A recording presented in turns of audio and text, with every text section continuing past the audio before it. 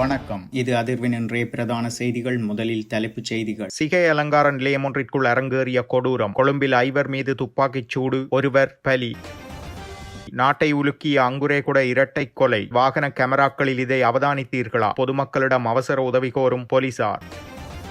களுத்துறையில் மற்றுமொரு துப்பாக்கிச் சூடு, காயமடைந்தவர் உயிரிழப்பு. சஜித்தை வாழ்த்தி நாமலை சாடிய அர்ச்சுனா ராமநாதன் எம்பி. ஸ்ரீலங்கா பொதுஜன பெரமுன கட்சியிலிருந்து விலகிய தேரர் தெரிவித்த பரபரப்பான கருத்துக்கள். மன்னாரில் 50 கிலோவுக்கும் அதிகமான ஹெசிஸ் போதைப்பொருள் மீட்பு. உரிய ஆவணங்களின்றி மோட்டார் சைக்கிள் ஓட்டிய 17 வயது சிறுவன், பெற்றோருக்கு விதிக்கப்பட்ட அபராதம். நாட்டிற்குள் அதிஉயர் ரோல்ஸ் ராய்ஸ் காரினை இறக்குமதி செய்த மற்றுமொரு கோடீஸ்வரர். தன்னை தந்தை என்று அழைக்குமாறு வற்புறுத்தி சிறுமியொருவரை தாக்கிக் கொன்ற நபருக்கு போலீசார் வலைவீச்சு. யாழில் போலீசார் வருவதை அறிந்து பயத்தில் அரங்கேறிய சம்பவம். மின்சார கட்டணத்தை அதிகரிக்க முன்மொழிவு. 323 கொள்கலன்கள் வெளியேற்றப்பட்ட விவகாரம். விசாரணை குழுவிலிருந்து அமைச்சர் ராஜினாமா. பிரபுக்களாக நடமாடிய குற்றவாளிகளுக்கு எதிராக பாயும் சட்டம். பிமல் ரத்நாயக்க தெரிவிப்பு. அரசாங்கம் உறுதிமொழி. அச்சமின்றி வெடுக்குநாரி சிவராத்திரி வழிபாடுகளில் கலந்து கொள்ளுமாறு அழைப்பு.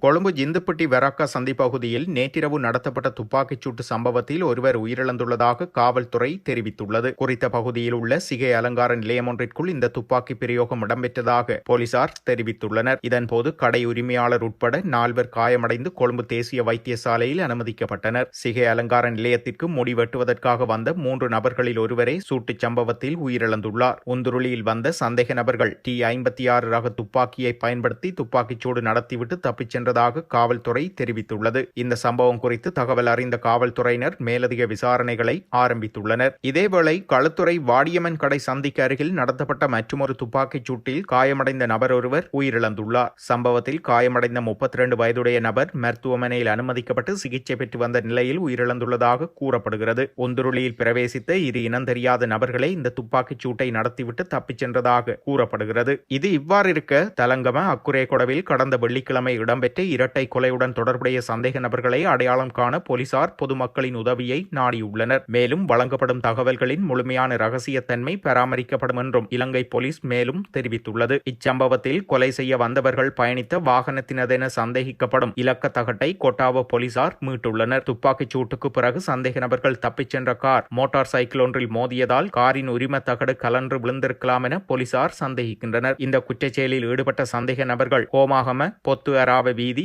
அத்துருகிரிய, கொட்டாவ மற்றும் மாக்கும்பர ஆகிய பகுதிகளின் ஊடாக சென்றிருப்பதாக ஆரம்பகட்ட விசாரணைகளில் தெரிய வந்துள்ளது. குறித்த வீதிகளில் பயணித்த ஏனைய வாகனங்களில் பொருத்தப்பட்ட டேஷ் கேமராக்களில் சந்தேக நபர்கள் பயன்படுத்தியதாக சந்தேகிக்கப்படும் EPKI 7738 என்ற பதிவு இலக்கத்தை கொண்ட காரின் இயக்கங்கள் பதிவு செய்யப்பட்டிருக்கலாம் என போலீசார் தெரிவிக்கின்றனர். அதன்படி மேற்குறிப்பிட்ட இலக்கத்தை கொண்ட காரின் காட்சிகள் தங்கள் வாகன கேமராக்களில் பதிவாகியுள்ளதா என்பதை சரிபார்க்கவும், அத்தகைய காட்சிகள் இருந்தால் உடனடியாக போலீசாருக்கு தெரிவிக்கவும் பொதுமக்கள் கேட்டுக் கொள்ளப்பட்டுள்ளனர். காரில் இருந்த ஒரு தம்பதியினர் சுட்டுக் கொல்லப்பட்ட சம்பவம் தொடர்பாக போலீஸ் மா அதிபரின் அறிவுறுத்தலின் பேரில் 10 விசேட போலீஸ் குழுக்கள் விசாரணைகளை ஆரம்பித்துள்ளமை குறிப்பிடத்தக்கது.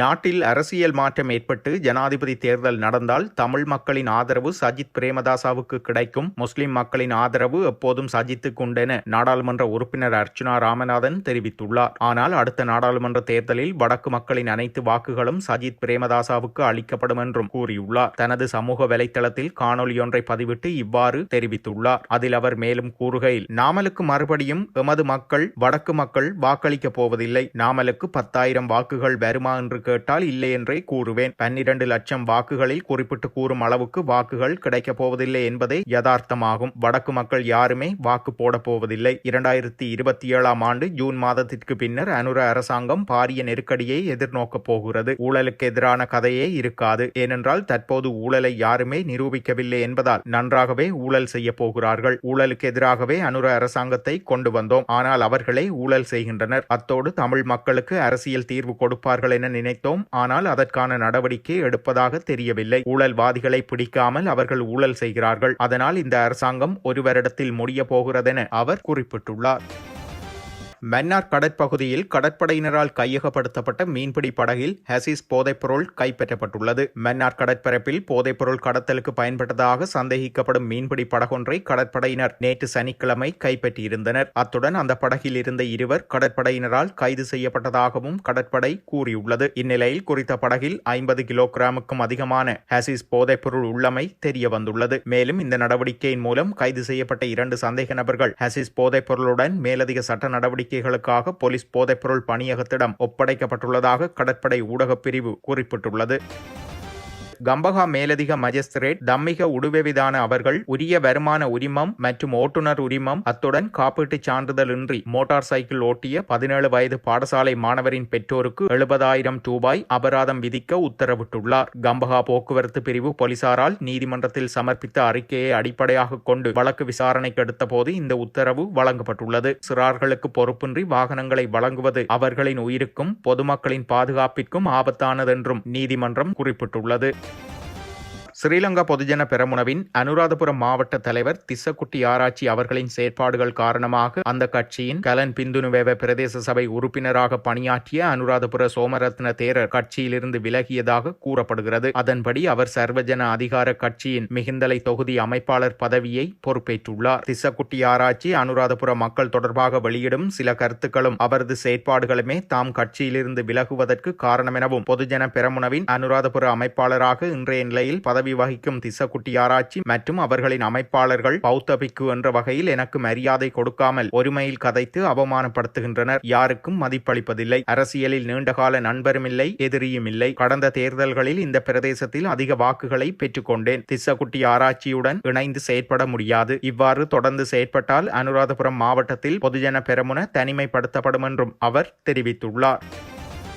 இலங்கையின் முன்னணி தொழிலதிபரும் ரத்னா குழும நிறுவனங்களின் உரிமையாளருமான மைத்ரிபால லங்கேஸ்வர மிக விலையுயர்ந்த கார்களில் ஒன்றை கொள்வனவு செய்துள்ளார். உலக பிரபலமான ரோல்ஸ் ராய்ஸ் காரை கொள்வனவு செய்து நாட்டிற்கு இறக்குமதி செய்யப்பட்டுள்ளது. இந்த கார்களில் 25 கார்கள் மட்டுமே நிறுவனத்தால் தயாரிக்கப்பட்டுள்ளது. இந்த ஆடம்பர காரினை அடுத்து பல பில்லியன் ரூபாய் மதிப்புள்ள 6 அல்லது 7 இருக்கைகள் கொண்ட ஜெட் விமானத்தையும் வாங்க திட்டமிட்டுள்ளதாகவும் அவர் கூறியுள்ளார். இவர் சமீபத்தில் சிங்கப்பூர் ஏர் ஷோ 2026 கண்காட்சியில் கலந்து கொண்டு தனது விமான போக்குவரத்து நடவடிக்கைகளை விரிவுபடுத்துவதற்கான ஒரு புதிய உலங்கு வானூர்தியை பெறுவதற்கான சாத்தியக்கூறுகளை ஆராய்ந்துள்ளமை குறிப்பிடத்தக்கது. ஹோமாகம மாகம்மன சமகி மாவத்தை பிரதேசத்தில் நபரொருவர் நடத்திய தாக்குதலில் 3 வயது சிறுமியொருவர் உயிரிழந்துள்ளார். சிறுமியின் தாயுடன் தகாத உறவில் இருந்த நபரே இந்த தாக்குதலை நடத்தியுள்ளதுடன் சந்தேக நபர் தற்போது பிரதேசத்தை விட்டு தப்பிச் சென்றுள்ளதாக போலீசார் தெரிவித்துள்ளனர். தன்னை தந்தை என்று அழைக்குமாறு வற்புறுத்தி சம்பந்தப்பட்ட சந்தேக நபர் இதற்கு முன்னரும் பல சந்தர்ப்பங்களில் இச்சிறுமி மீது தாக்குதல் நடத்தியுள்ளார். எவ்வாறாயினும் இச்சம்பவம் தொடர்பாக சிறுமியின் தாய் தற்போது போலீசாரால் கைது செய்யப்பட்டுள்ளதாக கூறப்படுகிறது. யாழ்ப்பாணத்தில் இந்தியாவில் இருந்து சட்டவிரோதமாக கடத்தி வரப்பட்ட 100க்கும் மேற்பட்ட புறாக்கள் நெடுந்தீவில் மறைத்து வைக்கப்பட்டிருந்த நிலையில் போலீசார் வருவதை அறிந்த உரிமையாளர்களால் உயிருடன் தீயிட்டு கொளுத்திய சம்பவம் இடம்பெற்றுள்ளது. 2 நாட்களுக்கு முன்னர் 144 புறாக்கள் நெடுந்தீவுக்கு கடத்தி வரப்பட்டதாகவும் அவற்றை பகுதிகளாக யாழ்ப்பாணத்துக்கு அனுப்ப திட்டமிட்டிருந்ததாகவும் விசாரணையில் தெரிய வந்துள்ளது. முதற்கட்டமாக 44 புறாக்களை குறிகட்டுவான் பகுதிக்கு எடுத்து சென்றபோது கடற்படையினர் அவற்றை வழிமறித்து 3 கைது செய்து ஊர்காவற்றுறை போலீசாரிடம் ஒப்படைத்திருந்தனர். அவர்களிடம் மேற்கொண்ட விசாரணையில் மீதமிருந்த புறாக்கள் நெடுந்தீவில் உள்ள வீடொன்றில் பதுக்கி வைக்கப்பட்டிருந்தமை உறுதி செய்யப்பட்டது. இந்நிலையில் அவற்றை மீட்க போலீசார் வருவதை அறிந்த வீட்டு உரிமையாளர்கள் சட்ட நடவடிக்கையை தவிர்க்கும் நோக்கில் புறாக்கள் அடைக்கப்பட்டிருந்த கூட்டிற்கு எரிபொருளை ஊற்றி தீ வைத்துள்ளனர். சம்பவ இடத்திற்கு சென்ற போலீசார் 50க்கும் மேற்பட்ட புறாக்கள் தீயில் கருகி உயிரிழந்ததையும் பல புறாக்கள் கடுமையாக காயமடைந்திருந்ததையும் கண்டு அதிர்ச்சி அடைந்துள்ளனர். இந்த மனிதாபிமானமற்ற செயல் தொடர்பில் மேலதிக விசாரணைகள் முன்னெடுக்கப்பட்டு வருவதுடன் தப்பியோடிய சந்தேக நபர்களை தேடும் பணியும் நடைபெற்று வருகிறது. 2026 ஆண்டின் 2ஆம் காலாண்டிற்கான மின்சார கட்டணத்தை 13.56% அதிகரிப்பதற்கு இலங்கை மின்சார சபை முன்மொழிந்துள்ளது. இலங்கை பொது பயன்பாடுகள் ஆணைக்குழு இதனை உத்தியோகபூர்வமாக தெரிவித்துள்ளது. இதற்கமைய மின்சார கட்டணத்தை 13.56% அதிகரிக்குமாறு அந்த யோசனையின் மூலம் கோரப்பட்டுள்ளதாகவும் குறிப்பிடப்பட்டுள்ளது. ஏப்ரல் 1ஆம் தேதி முதல் ஜூன் 30ஆம் தேதி வரையிலான காலப்பகுதிக்காக இந்த மின்சார கட்டண திருத்த கோரிக்கையை இலங்கை மின்சார சபை முன்வைத்துள்ளது. கொழும்பு துறைமுகத்திலிருந்து 323 கொள்கலன்கள் முறையான சோதனையின்றி வெளியேற்றப்பட்ட சம்பவம் தொடர்பில் விசாரணை நடத்தும் நாடாளுமன்ற விசேட குழுவின் உறுப்பினர் பதவியிலிருந்து துறைமுகங்கள் மற்றும் சிவில் விமான போக்குவரத்து அமைச்சர் ராஜினாமா செய்துள்ளார். அமைச்சர் அனுர கருணாதிலக்க இவ்வாறு குழுவிலிருந்து ராஜினாமா செய்துள்ளதுடன் அவருக்கு பதிலாக புதிய உறுப்பினர் ஒருவர் விரைவில் நியமிக்கப்படவுள்ளார். நீதி மற்றும் தேசிய ஒருமைப்பாட்டு அமைச்சர் சட்டத்திரணி ஹர்ஷன நாணயக்கார தலைமையில் கடந்த 11ஆம் திகதி இந்த விசேட குழு 3வது முறையாக நாடாளுமன்ற வளாகத்தில் கூடியிருந்தது. சுங்கப் பணியாளர் நாயகம் சீவலி அருக்கோட உள்ளிட்ட உயர் அதிகாரிகள் அன்றைய தினம் குழுவின் முன்னிலையில் அழைக்கப்பட்டிருந்ததுடன் இதன்போது சம்பவம் தொடர்பான சாட்சியங்களை பதிவு செய்யும் நடவடிக்கைகள் முன்னெடுக்கப்பட்டிருந்தன. கட்டாய பௌதீக சோதனைகளை தவிர்த்து கொள்கலன்கள் விடுவிக்கப்பட்டமை தொடர்பில் பரிந்துரைகள் மற்றும் ஆலோசனைகளை முன்வைப்பதே இந்த விசேட குழுவின் பிரதான பொறுப்பாகும். சாட்சிய விசாரணை நடவடிக்கைகள் ஆரம்பிக்கப்படுவதற்கு முன்னதாக அமைச்சரின் ராஜினாமா குறித்து குழுவின் தலைவரால் உத்தியோகபூர்வமாக அறிவிக்கப்பட்டுள்ளது. பிரபுக்களாக நடமாடிய குற்றவாளிகளுக்கு எதிராக இன்று சட்டம் நடைமுறைப்படுத்தப்பட்டு வருவதாக போக்குவரத்து, நெடுஞ்சாலைகள் மற்றும் நகர்ப்புற அபிவிருத்தி அமைச்சர் பிமல் ரத்நாயக்க தெரிவித்துள்ளார். எனினும் அந்த நடவடிக்கைகளில் அரசியல் ரீதியாக தலையிட்டு அவற்றை அவசரப்படுத்த முயற்சிக்கப் போவதில்லை என்றும் அமைச்சர் குறிப்பிட்டுள்ளார். எவ்வாறாயினும் நீதிமன்றம் மக்கள் ஆணையை புரிந்து கொண்டு சரியான முறையில் செயற்படும் என்றும் தாம் நம்புவதாக அவர் கூறியுள்ளார்.